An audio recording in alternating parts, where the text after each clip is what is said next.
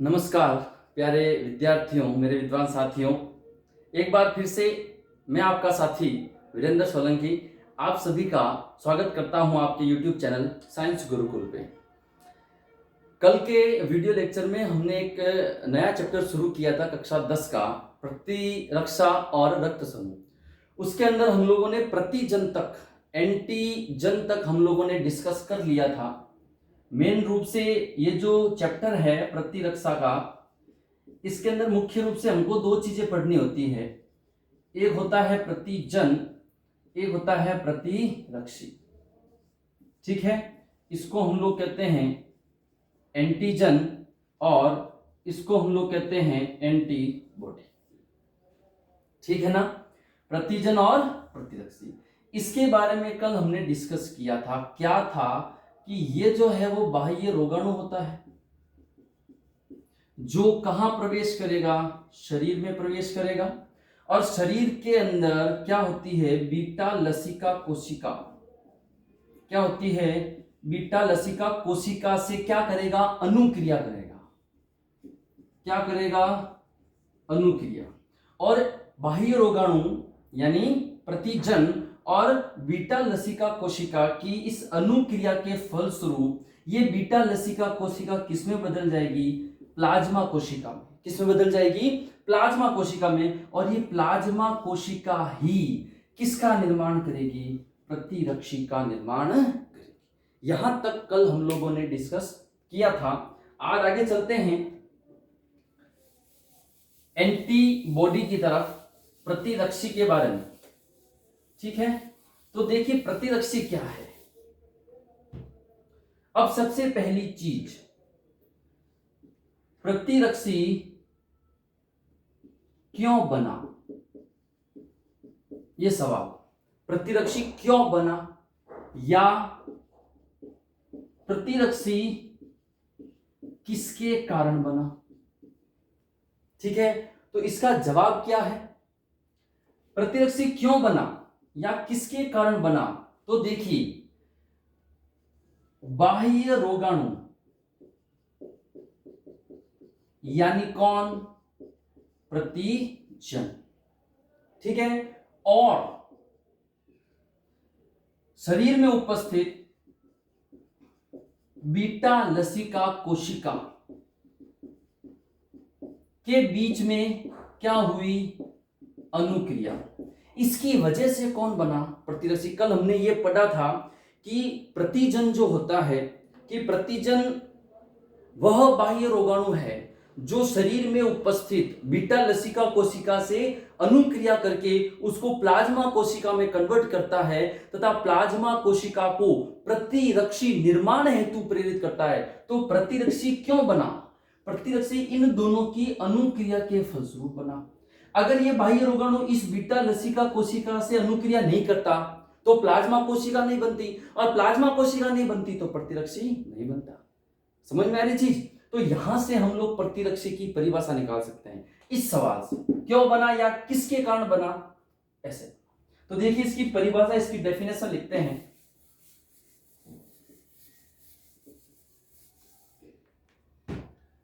देखिए, प्रतिरक्षी वह प्रोटीन है जो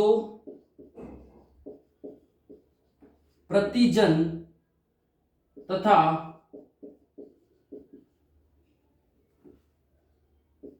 बीटा लसिका कोशिका के मध्य हुई अनुक्रिया के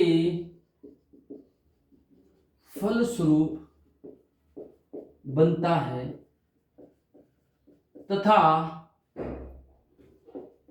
उसी प्रतिजन के साथ क्रिया करता है। उसी प्रतिजन के साथ क्या करता है, क्रिया। ये किसकी डेफिनेशन हो गई अपनी प्रतिरक्षी एंटीबॉडी की। भाई सीधी सी बात है, दोनों डेफिनेशन को उल्टा करके लिख सकते हो। उसका उल्टा ये है, इसका उल्टा वो है। ठीक है, अब देखिए ये जो प्रतिरक्षी है, ठीक है ना, इस प्रतिरक्षी को हम लोग क्या बोल सकते हैं? आईजी। क्या बोल सकते हैं? आईजी। प्रतिरक्षी को क्या बोल सकते हैं? आईजी। आईजी का मतलब क्या होता है? इम्यूनोग्लोबिन।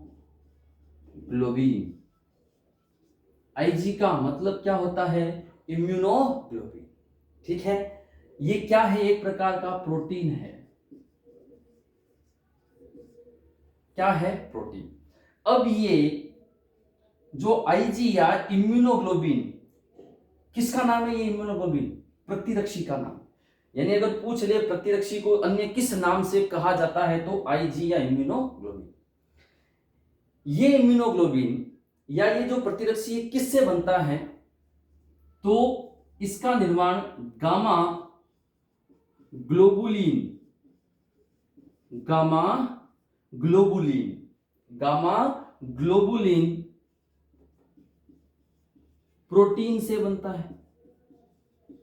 गामा ग्लोबुलिन प्रोटीन से बनता है। कौन? इम्यूनोग्लोबिन या प्रतिरक्षी। अब देखिए, एक बात बताइए कि प्रतिरक्षी को बनाया किसने? प्लाज्मा कोशिका ने। ठीक है, और हम यहां कह रहे हैं कि ये जो प्रतिरक्षी है वो किससे बन रहा है? गामा ग्लोबुलिन प्रोटीन से। इसका मतलब क्या हुआ कि ये कहां बन रहा है? इसका निर्माण कहां होगा? प्लाज्मा कोशिका में। इसका निर्माण प्लाज्मा कोशिका में होता है। भाई सीधी सी बात है, हम कहते हैं कि प्रतिरक्षी को बनाया किसने? प्लाज्मा कोशिका ने। फिर कह रहे हैं कि जो प्रतिरक्षी है वो गामा ग्लोबुलिन प्रोटीन से बनता है। अब वो प्रोटीन कहां से आएगा? प्लाज्मा कोशिका से ही तो आएगा। तो ये कहां बनता है? इसका निर्माण प्लाज्मा कोशिका में होता है। ठीक है, अब देखिए, जिस प्रकार से हम लोगों ने प्रतिजन के अंदर, प्रतिजन या एंटीजन, वहां पर हम लोगों ने एंटीजनी निर्धारक पढ़ा था। क्या पढ़ा था? एंटीजनी निर्धारक। क्या होता है एंटीजनी निर्धारक? किसी भी प्रतिजन का वह भाग, किसी भी प्रतिजन का वह भाग जो किसी प्रतिरक्षी से क्रिया करता है, उस अंश को क्या कहते हैं? एंटीजनी निर्धारक कहा था। ठीक है, उसी प्रकार भाई सीधी सी बात है, ये एंटीजन है, ये एंटीबॉडी है। इसका ये भाग इससे क्रिया कर रहा है, तो इसका भी तो ये भाग इससे क्रिया कर रहा है। इसको हम लोगों ने क्या बोल दिया? एंटीजनी निर्धारक। तो किसी भी प्रतिरक्षी का वह भाग जो किसी प्रतिजन से क्रिया करता है, इस भाग को तो क्या बोला? एंटीजनी निर्धारक। तो प्रतिरक्षी के इस ऊपर वाले भाग को जो इससे क्रिया कर रहा है, उसको क्या कहेंगे? पैराटॉप। क्या कहेंगे? पैराटॉप। यानी किसी प्रतिरक्षी का वह अंश जो प्रतिजन से क्रिया करता है, क्या कहलाता है? पैराटॉप। ठीक है, देखिए इसको लिख लेते हैं।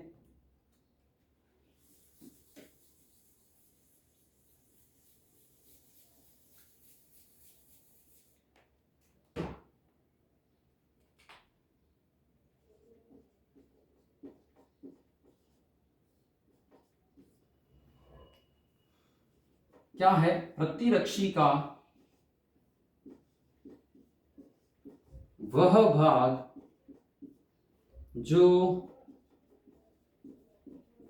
किसी प्रतिजन से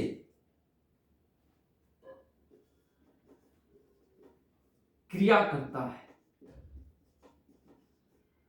क्या कहलाता है? पैराटॉप कहलाता है। क्या कहलाता है? पैराटॉप। या ऐसा समझ सकते हो, अगर नॉर्मली कहा जाए तो प्रतिरक्षी का सबसे ऊपरी सिरा क्या कहलाएगा? पैराटॉप कहलाएगा। जहां पर अमीनो समूह जुड़ा रहता है या एमीन समूह जुड़ा रहता है, NH2 जुड़ा रहता है। ठीक है, ये हुई इसके बारे में सामान्य सी जानकारी। नेक्स्ट अपन चर्चा करेंगे प्रतिरक्षी की संरचना के बारे में, ठीक है। तो एक बार इसको लिख लीजिए, फिर आगे चलते हैं।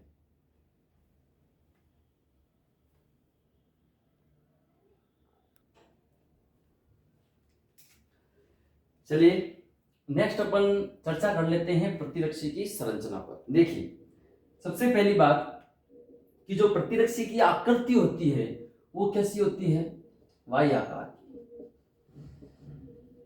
कैसी आकृति होती है, वाई आकार की आकृति होती है, ठीक है। अब देखिए इसको बनाते हैं।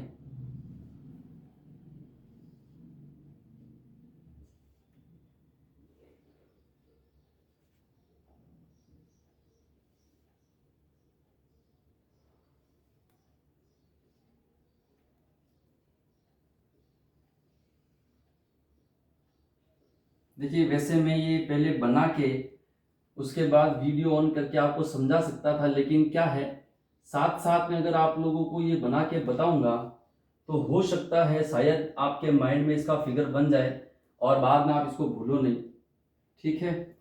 क्योंकि ऑनलाइन स्टडी में टीचर यही चाहता है कि वीडियो छोटा बने, ठीक है ना। लेकिन फिर भी कोई दिक्कत नहीं है। देखिए ये एक आकृति हो गई। अब देखिए एक एक चीज समझते रहना। ये जो मैंने दोनों लंबी लाइनें बनाई हैं इनको कहते हैं भारी श्रृंखला। क्या कहते हैं, भारी श्रृंखला, या इसको आप लिख सकते हो H। क्या लिख सकते हो, H। उसके बाद में क्या होता है, तो छोटी श्रृंखलाएं भी पाई जाती है इस प्रकार से, ये ऐसे, ठीक है, इस प्रकार से, ठीक है ना। तो ये जो श्रृंखला है इसको तो क्या क्या कहा, H, और इसको क्या कहेंगे, L। ये तो है भारी श्रृंखला और ये क्या है, हल्की श्रृंखला। तो देखिए प्रतिरक्षी कुल मिलाकर 4 श्रृंखलाओं से मिलकर बनता है और इन 4 श्रृंखलाओं को क्या कहते हैं, पॉली पेप्टाइड श्रृंखला। क्या कहते हैं, पॉलीपेप्टाइड श्रृंखला। तो क्या कह सकते हैं कि प्रतिरक्षी 4 पॉलीपेप्टाइड श्रृंखलाओं से मिलकर बनता है, जिसमें से 2 तो होती है भारी और 2 होती है हल्की, ठीक है। अब देखिए अगर मैं यहां बीच में एक लाइन खींचू तो ये हिस्सा अलग, ये हिस्सा अलग, दोनों एक जैसे है कि नहीं। इस हिस्से में क्या है, एक भारी एक हल्की श्रृंखला। तो ये जो है ना इसको अपन लोग क्या कह सकते हैं, इसको कह सकते हैं HL द्विलक। HL द्विलक, H का मतलब भारी श्रृंखला, L का मतलब हल्की श्रृंखला, द्विलक का मतलब 2 कड़ियां, डाइमर, एक और दूसरा, या इसको क्या कह सकते हैं, अर्धांश। क्या कह सकते हैं, अर्धांश, ठीक है ना। तो जो प्रतिरक्षी होता है वो 2 अर्धांशों से मिलकर बनता है और दोनों के दोनों अर्धांश बिल्कुल समरूप होते हैं, एक जैसे होते हैं, हूबहू होते हैं, ठीक है ना। और प्रत्येक अर्धांश में एक भारी व एक हल्की श्रृंखला पाई जाती है। प्रत्येक अर्धांश में एक भारी और एक हल्की श्रृंखला पाई जाती है, ठीक है। अब देखिए यहां पर ये इस प्रतिरक्षी का टॉप हिस्सा है, यहां पर एमीन ग्रुप जुड़ा रहता है। क्या रहता है, एमीन, NH2, ठीक है। और यही वो जगह है, यही वो जगह है जिसको क्या कह सकते हैं, पेराटॉप। यही वो जगह है जिसको क्या कहते हैं, पेराटॉप। पेराटॉप क्या है, प्रतिजन क्रिया स्थल। इसको ऐसा लिख सकते हैं, इसको क्या लिख सकते हैं, प्रतिजन क्रिया स्थल। कौन सा, ये वाला, ठीक है। उसके बाद में यहां पर कार्बोहाइड्रेट श्रृंखला पाई जाती है इस प्रकार से, CH, ठीक है। ये जो भाग है, ये वाला, इस भाग को क्या कहते हैं, हिंज क्षेत्र कहते हैं। क्या कहते हैं, हिंज क्षेत्र कहते हैं। इस भाग को क्या कहते हैं, हिंज क्षेत्र कहते हैं। यहां पर डाइसल्फाइड बॉन्ड पाया जाता है। अब ये डाइसल्फाइड बॉन्ड किसके बीच में, देखिए दोनों भारी श्रृंखलाओं के बीच में डाइसल्फाइड बॉन्ड पाया जाता है। और या ऐसा कह सकते हैं कि प्रतिरक्षी के दोनों अर्धांश, एक अर्धांश ये वाला, एक अर्धांश ये वाला, दोनों अर्धांश डाइसल्फाइड बॉन्ड से जुड़े रहते हैं। ठीक है, और प्रत्येक अर्धांश में भी भारी श्रृंखला व हल्की श्रृंखला के बीच में डाइसल्फाइड बॉन्ड पाए जाते हैं। अंतर क्या है, यहां 2 डाइसल्फाइड बंद हैं, जबकि यहां पर एक डाइसल्फाइड बंद। मतलब प्रतिरक्षी के दोनों अर्धांशों के बीच में 2 डाइसल्फाइड बॉन्ड है, जबकि प्रत्येक अर्धांश में भारी व हल्की श्रृंखला के बीच में एक डाइसल्फाइड बॉन्ड पाया जाता है। ठीक है, इसके बाद में यहां पर अपन लिख सकते हैं CH2, यहां पर CH3 कार्बोहाइड्रेट श्रृंखला है, और सबसे अंत में जो है ये किससे जुड़ा होता है, COOH से। ठीक है, अब देखिए प्रत्येक अर्धांश में एक हिस्सा पाया जाता है, यहां से लेकर यहां तक, इसको कहते हैं अस्थिर भाग। क्या कहते हैं, अस्थिर भाग, जिसको FAB से लिखा जाता है। किससे लिखा जाता है, FAB से लिखा जाता है। और उसके बाद में यहां से लेकर यहां तक के भाग को कहते हैं स्थिर भाग। ठीक है, जिसको FC से लिखा जाता है। किससे लिखा जाता है, FC से लिखा जाता है। ठीक है, उसके बाद में देखिए कि ये जो भारी श्रृंखला है, ठीक है ना, ये भारी श्रृंखला 440 एमिनो एसिड, प्रत्येक भारी श्रृंखला 440 एमिनो अम्लों से मिलकर बनती है। प्रत्येक भारी श्रृंखला 440 एमिनो अम्लों से मिलकर बनती है, जबकि प्रत्येक हल्की श्रृंखला, ये रही हल्की श्रृंखला, प्रत्येक हल्की श्रृंखला 220 एमिनो एसिड से मिलकर बनती है। किससे मिलकर बनती है, 220 एमिनो एसिड से मिलकर बनती है। यह है आपके प्रतिरक्षी की संरचना। ठीक है, एक बार वापस देख लीजिए कि प्रतिरक्षी का आकार अंग्रेजी के Y अक्षर के समान होता है, जिसमें 4 पॉलीपेप्टाइड श्रृंखला होती है, जिसमें से 2 तो भारी और 2 हल्की पॉलीपेप्टाइड श्रृंखला होती है। ठीक है, एक भारी और एक हल्की पॉलीपेप्टाइड श्रृंखला मिलकर एक HL द्विलक या एक अर्धांश का निर्माण करती है। ठीक है, प्रतिरक्षी के दोनों अर्धांशों के बीच में 2 डाइसल्फाइड बॉन्ड पाए जाते हैं, तथा प्रत्येक अर्धांश में एक भारी और एक हल्की श्रृंखला के बीच में एक डाइसल्फाइड बंध पाया जाता है। ठीक है, इस क्षेत्र को क्या कहते हैं, हिंज क्षेत्र। इसको क्या कहते हैं, पेराटॉप या प्रतिजन क्रिया स्थल। ठीक है, आई होप आपको समझ में आया होगा। एक बार अच्छे से समझ लीजिए, इसको बना लीजिए, फिर इसकी संरचना के बिंदु क्या क्या है उसके बारे में अपन चर्चा करते हैं। ठीक है,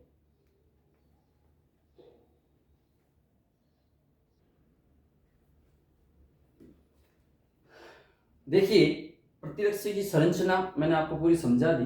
अब एक बार नोट्स के रूप में आप लोगों को कैसे लिखना है उसको जरा समझ लीजिए। देखिए सबसे पहली बात कि प्रतिरक्षी 4 पॉलीपेप्टाइड श्रृंखलाओं से मिलकर बना होता है, बता चुका हूं, जिनमें से 2 भारी यानी H व 2 हल्की यानी L श्रृंखलाएं होती है। ठीक है, एक H यानी भारी व एक L यानी हल्की श्रृंखला मिलकर HL द्विलक या प्रतिरक्षी का अर्धांश बनाती है। ठीक है, दोनों अर्धांशों के बीच में 2 डाइसल्फाइड बंध पाए जाते हैं, जबकि प्रत्येक अर्धांश में एक भारी व एक हल्की श्रृंखला के बीच में एक डाइसल्फाइड बंध पाया जाता है। प्रत्येक भारी श्रृंखला कार्बोहाइड्रेट श्रृंखला से जुड़ी होती है। मैंने सबसे नीचे आपको पता COOH लगाया था और ऊपर CH3 CH2 CH1S, ठीक है ना। तो प्रत्येक भारी जो श्रृंखला है वो किससे जुड़ती है? कार्बोहाइड्रेट श्रृंखला से। अब प्रतिरक्षी का सबसे टॉप वाला सिरा जहां मैंने NH2 एमीन ग्रुप जोड़ा था वहां मैंने लिखा था पैराटॉप। वहां से लेकर फिर मैंने एक ऐसा निशान बनाया था, उसको अस्थिर भाग यानी FAB कहते। देखिए प्रतिरक्षी का वह भाग जो प्रतिजन से क्रिया करता है अस्थिर FAB भाग कहलाता है, तथा वह भाग जो COOH समूह से जुड़ा होता है स्थिर FC भाग कहलाता है। उसके बाद आप अलग से लिख सकते हो क्या, पॉइंट बना के, जो भारी श्रृंखला होती है H वाली, कितने एमिनो अम्ल होते हैं? 440 एमिनो एसिड। और जो हल्की श्रृंखला होती है, ठीक है, वो कितना होती है? 220 एमिनो एसिड। ये 2 पॉइंट और ऐड कर सकते हैं आप, ठीक है। अब अपन चर्चा करेंगे प्रतिरक्षियों के प्रकार, जो अपने सिलेबस के अंदर है। 5 प्रकार के प्रतिरक्षी हैं, उनमें से कुछ महत्वपूर्ण बातें भी हैं, ठीक है ना, जो आपको आवश्यक रूप से ध्यान रखनी है, क्योंकि बोर्ड में काफी बार 1-1 नंबर के क्वेश्चंस वहां से बहुत पूछे गए हैं। और कंपटीशन में भी मैं आपको पहले ही कह रहा हूं, हालांकि 10वीं का सिलेबस चल रहा है, लेकिन यहां से बहुत क्वेश्चन आपको कंपटीशन में भी मिल जाएंगे, क्योंकि प्रतियोगी परीक्षाओं में 6 से 10, कक्षा 6 से कक्षा 10 तक की साइंस आती है, ठीक है ना। तो अगर आप लोग यहाँ ध्यान से देखेंगे तो आगे आपको समस्या नहीं आएगी। और जो मेरे साथी प्रतियोगी परीक्षा की तैयारी कर रहे हैं, मेरा ये वीडियो देख रहे हैं, तो उनके लिए भी ये बहुत महत्वपूर्ण है, ठीक है। तो एक बार इसको नोट डाउन कर लीजिए, फिर अपन इसकी जो प्रकार है प्रतिरक्षी के, उनके बारे में चर्चा करते हैं।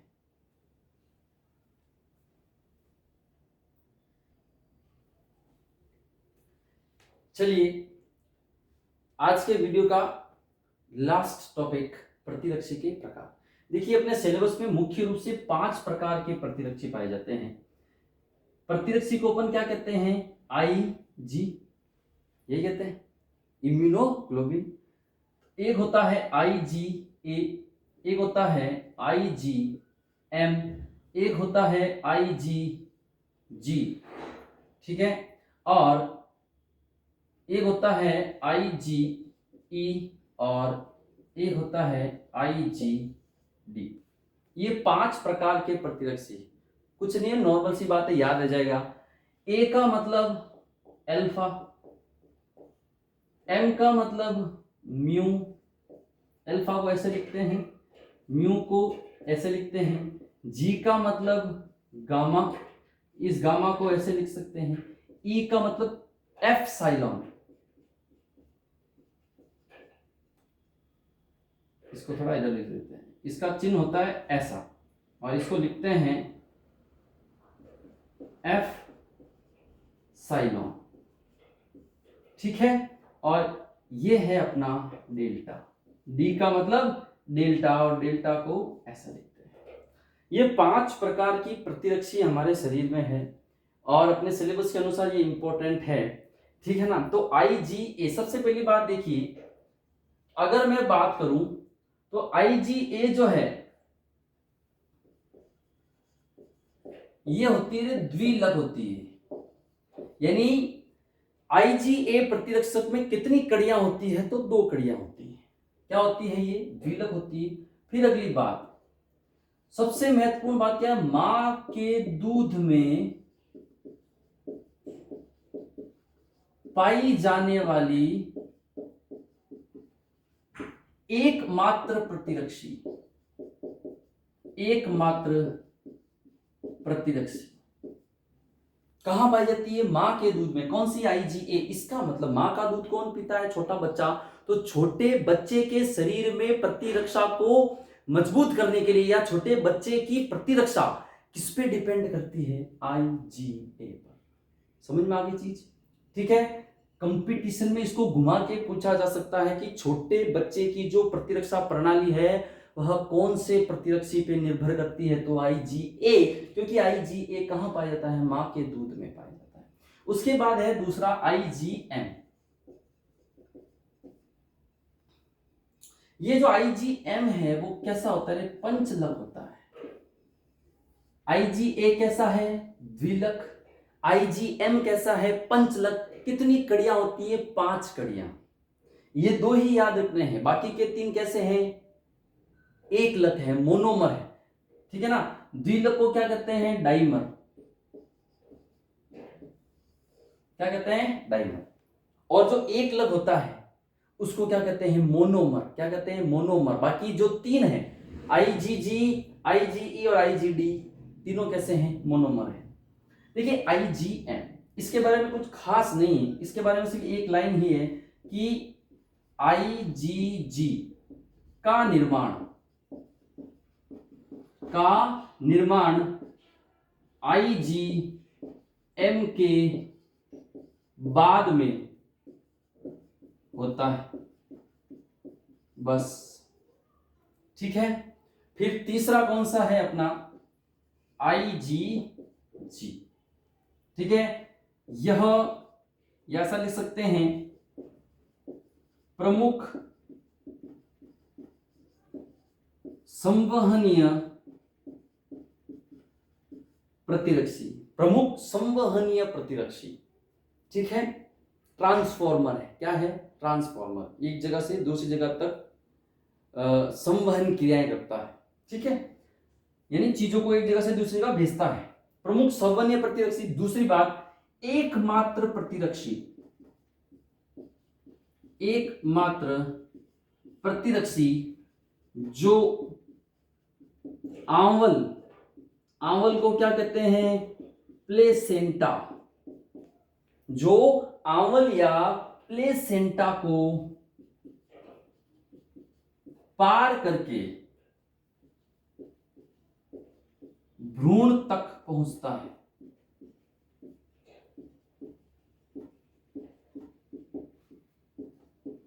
ठीक है, कहां पहुंचता है? भ्रूण तक पहुंचता है। अब देखिए 4 हो गए। इसके बाद में अपना आता है IgD।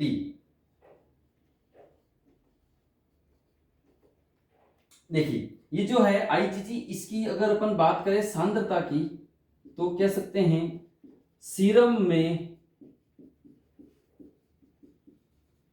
सर्वाधिक सीरम का मतलब प्लाज्मा। रक्त का संगठन पढ़ाया था, वहां पर रक्त के संगठन में हम लोगों ने तरल और ठोस, प्लाज्मा और रक्त कणिकाओं के बारे में चर्चा की थी। प्लाज्मा होता है 55%, उसमें भी 92% पानी होता है, 8% कार्बनिक और अकार्बनिक अम्ल पाए जाते हैं, ठीक है ना, पदार्थ वगैरह। तो सीरम का मतलब क्या है? प्लाज्मा। यानी अगर पूछ ले सीरम में सर्वाधिक सांद्रता वाली प्रतिरक्षी कौन है तो IgG, ठीक है। उसके बाद में IgE है। इसकी क्या विशेषता है? एलर्जी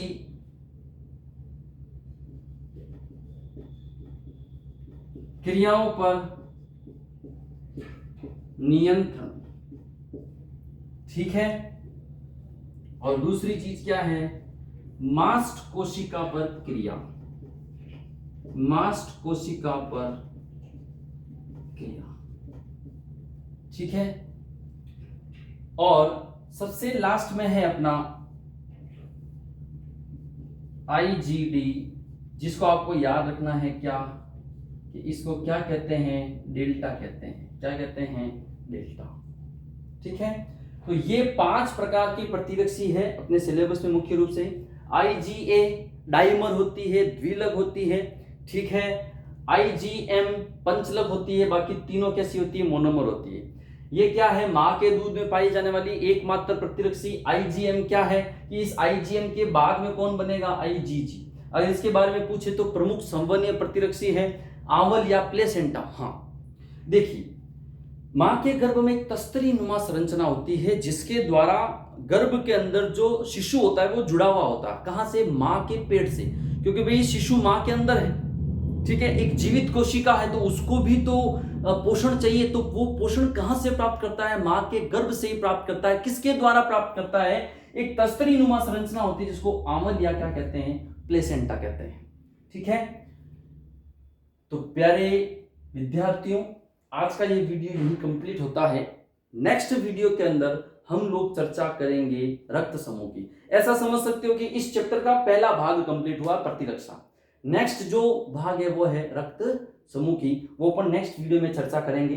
तो बिल्कुल जैसा पहले कहा है कि वीडियोस को ज्यादा से ज्यादा शेयर करते रहें, जहां तक हो सके आपकी कॉन्टेक्ट लिस्ट में जितने भी आपके फ्रेंड्स हैं, एक बार एक व्हाट्सएप पे एक शेयर का बटन तो जरूर बनता है, ठीक है ना। जितने भी आपके फ्रेंड्स आपके कॉन्टेक्ट लिस्ट में, उनको जरूर शेयर करें। और वीडियो को देखने से पहले चैनल को सब्सक्राइब जरूर कर लें। चैनल का नाम है साइंस गुरुकुल, जो आपका अपना बनाया हुआ है, आपके प्यार से ही ये चैनल बना है, ठीक है। तो मिलते हैं नेक्स्ट वीडियो में, तब तक के लिए जय हिंद, जय भारत।